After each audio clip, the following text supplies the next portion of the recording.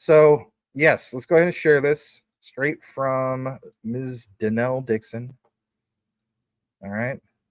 So, what is this about in regards to Stellar and Soroban and all that? Well, if you're just tuning in, just give me a heads up about this whole thing about utilizing fee bumps for Soroban's smart contract. Basically, there was, of course, a bug that could affect those applications. And you got to keep in mind, they delayed Soroban and so on. I'd rather have them get it right than have it wrong. You don't want to release something too soon, especially something big like this. This is a big deal, obviously, for Stellar, a premier smart contract platform for Stellar. And yeah, they do feel as though that this bug presents a minimal risk. But at the same time, was there an update to push out the January 30 protocol vote and so on, right? Was it protocol 20, if I'm not mistaken? Yeah. So here she has it. She says she basically wanted us to know that the Stellar ecosystem postponed the protocol 20 upgrade vote after ecosystem consultation. Now today, about 7-8 hours ago, when she posted this, validators reinforced this decision. Their focus is now aimed toward a new vote readiness, with Core 20.2 releasing February 2nd. You got to keep in mind, I mean, that's not like the biggest delay in the world. February 2nd is literally this Friday. So not too bad. If it would have been like, yeah, we're going to delay this till like March or something, been like, interesting. That tells me you guys really weren't quite ready as we thought. So they are ready as we thought. This does sound like something very, very minor. Plans change, but momentum remains. Onward, forward, you name it. She also retweeted this. I have some info in regards to this. So I want to jump more into this in regards to her outline, of course. And basically speaking, here's a little bit more about this from the official Stellar X account. Today, in response to the ecosystem feedback about a non-critical bug, Stellar network validators, of course, made this postponement to upgrade the Stellar mainnet to, of course, Protocol 20. Getting more into this, it says with the vote proposed, the focus turns to preparing a new vote, of course, starting with deploying a new version of Stellar Core on, of course, February 2nd. Just kind of mention that. Here's a little bit of that timeline, if you're wondering if there's a timeline. So basically, February 2nd, Core 20.2 release candidate. February 6th, which basically I think is about a week from today. So literally Tuesday of next week from today. Core 20.2 stable release and testnet reset plus the particular upgrade. And of course, February 20th is a target protocol 20 upgrade vote plus phase 0. Now, for the guys that are not like developers and so on, like most of us, right? We think, well, what's the big deal? The big deal is, like we mentioned before, we went from the many months of getting reports of 40 plus projects going live on this ecosystem. Then it went from 75 plus projects. And I think last we saw well over 100. So my thing is this. We were pointing out things about buying opportunities. You do still see Stellar, if I'm not mistaken. I'll pull this up on my other screen real quick. Kind of still hovering around, was it 11 cents? Let me just double check real quick. Yeah, like right around 11 cents. People were saying, oh, it's not moving.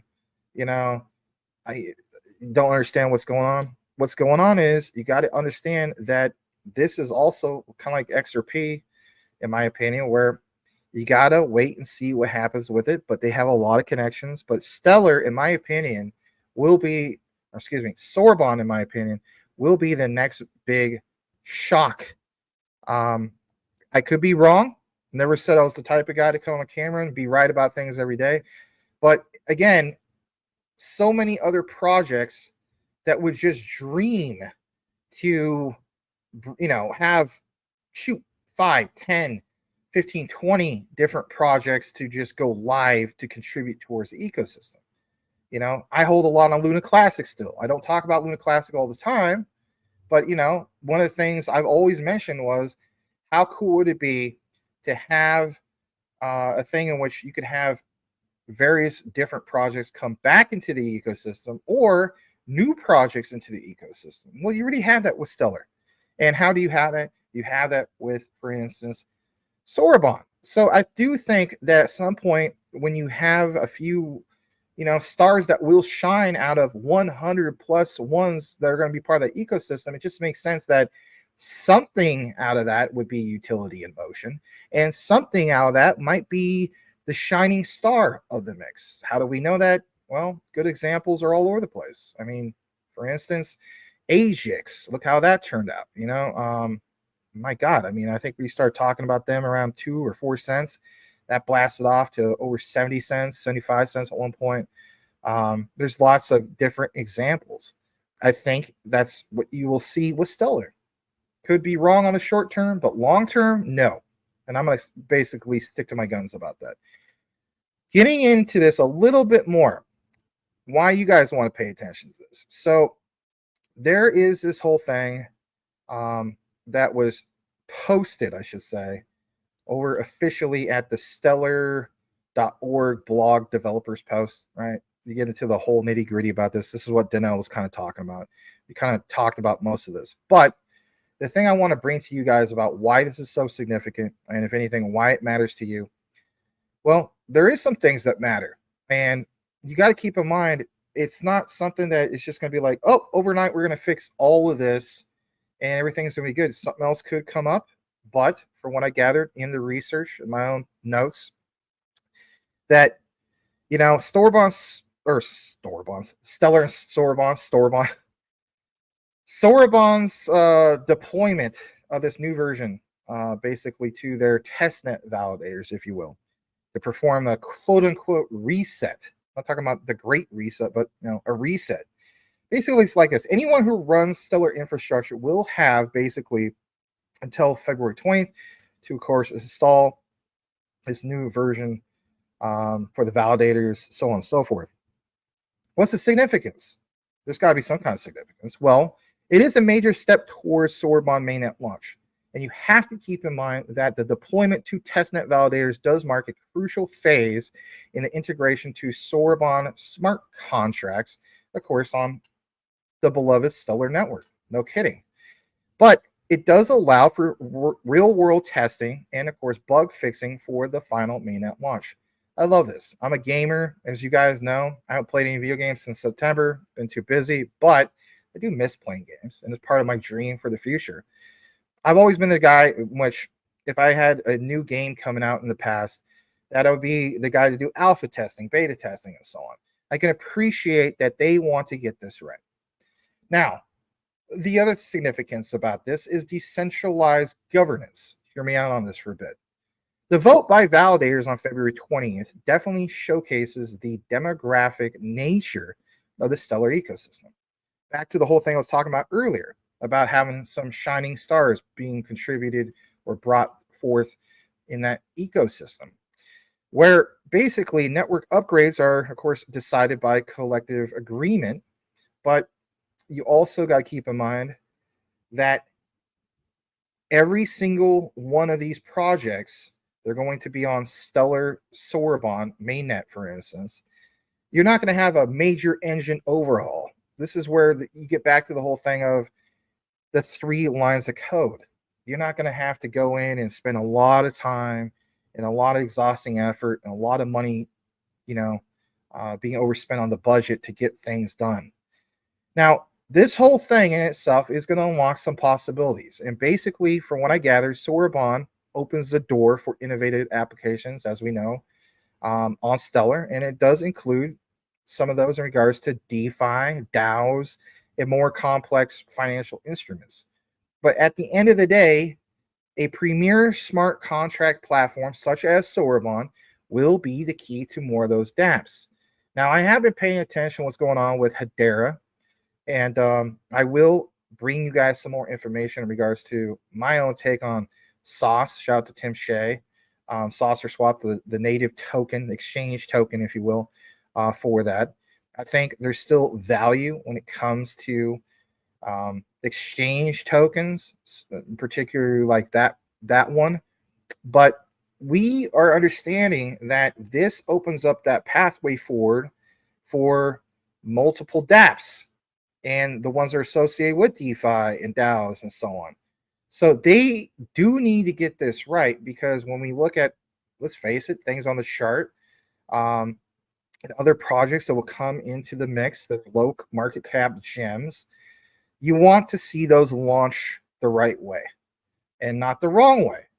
So could this be a big opportunity for things that, simply shine for Hedera to also shine on Stellar? I think the answer, of course, is yes. Now, that's what's significant.